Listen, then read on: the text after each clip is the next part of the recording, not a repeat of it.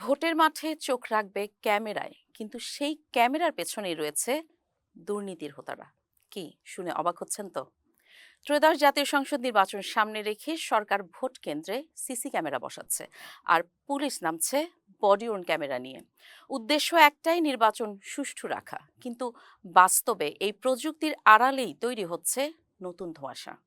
এই প্রথমবার দেশের প্রায় সব ভোট কেন্দ্র ক্যামেরার আওতায় আনা হচ্ছে। ঝুঁকিপূর্ণ কেন্দ্রগুলো চিহ্নিত করে সরকার ২১,৯৪৬টি সিসি ক্যামেরা বসাতে বরাদ্দ দিয়েছে প্রায় ৭২ কোটি টাকা। দেশের ৪২,০০০ কেন্দ্রের মধ্যে ৬,০০০-এর বেশি কেন্দ্রে আগে থেকেই ক্যামেরা ছিল, বাকিগুলোতে নতুন করে বসানো হচ্ছে ক্যামেরা। প্রতিটি ঝুঁকিপূর্ণ কেন্দ্রে থাকবে অন্তত ৬টি করে ক্যামেরা। যেসব কেন্দ্রে বিদ্যুৎ নেই, সেখানে সৌরবিদ্যুৎ বা জেনারেটরের ব্যবস্থাও নেওয়া হচ্ছে।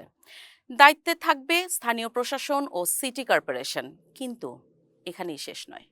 ভোট কেন্দ্রের সিসি ক্যামেরার পাশাপাশি পুলিশ ব্যবহার করবে ২৫,০০০-এরও বেশি বডি ওর্ন ক্যামেরা। আর সেই ক্যামেরা ঘিরেই ভোটের মাঠে তৈরি হয়েছে সংশয়ের ধূম্রজাল। ক্যামেরা কেনা নিয়েই তৈরি বড় বিতর্ক। প্রশ্ন জাগতে পারে, সামান্য ক্যামেরা নিয়ে কেন এত সংশয় কিংবা বিতর্ক? এর মূলে রয়েছে গুম, খুন, হত্যা আর দুর্নীতির গডফাদার সাবেক আইজিপি বেনজির আহমেদের নাম। কি শুনে অবাক হলেন তো? দুর্নীতির অভিযোগে অভিযুক্ত সাবেক আইজিপি বেনজির আহমেদ ও সাবেক অর্থমন্ত্রী আহম মুস্তফা কামালের মেয়েদের প্রতিষ্ঠিত কোম্পানি স্মার্ট টেকনোলজিস থেকে পুলিশ বডি ওর্ন ক্যামেরা কেনায় তৈরি হয়েছে এই বিতর্ক। এসব ক্যামেরাই আসন্ন জাতীয় নির্বাচনে পুলিশের দায়িত্ব পালনে ব্যবহার করার কথা। জানা গেছে, আওয়ামী লীগ সরকারের সময় পুলিশের প্রায় সব টেন্ডারই পেয়েছিল স্মার্ট টেকনোলজিস।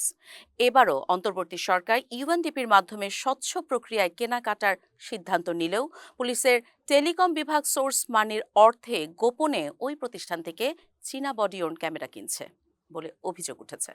বিষয়টি নিয়ে পুলিশের ভেতরেই সৃষ্টি হয়েছে অসন্তোষ। গোয়েন্দা রিপোর্ট বলছে, এবারে নির্বাচনে কিছু কেন্দ্রে অপ্রীতিকর ঘটনার আশঙ্কা রয়েছে। সেই প্রেক্ষাপটে প্রশ্ন উঠছে, যে ক্যামেরার ওপর ভর করে স্বচ্ছতার কথা বলা হচ্ছে, সেই ক্যামেরার কেনাকাটাই যদি হয় প্রশ্নবিদ্ধ, তাহলে নির্বাচন কতটা নিরাপদ হবে? শেষ পর্যন্ত ক্যামেরা হবে স্বচ্ছতার পাহারাদার, নাকি নতুন বিতর্কের নীরব সাক্ষী?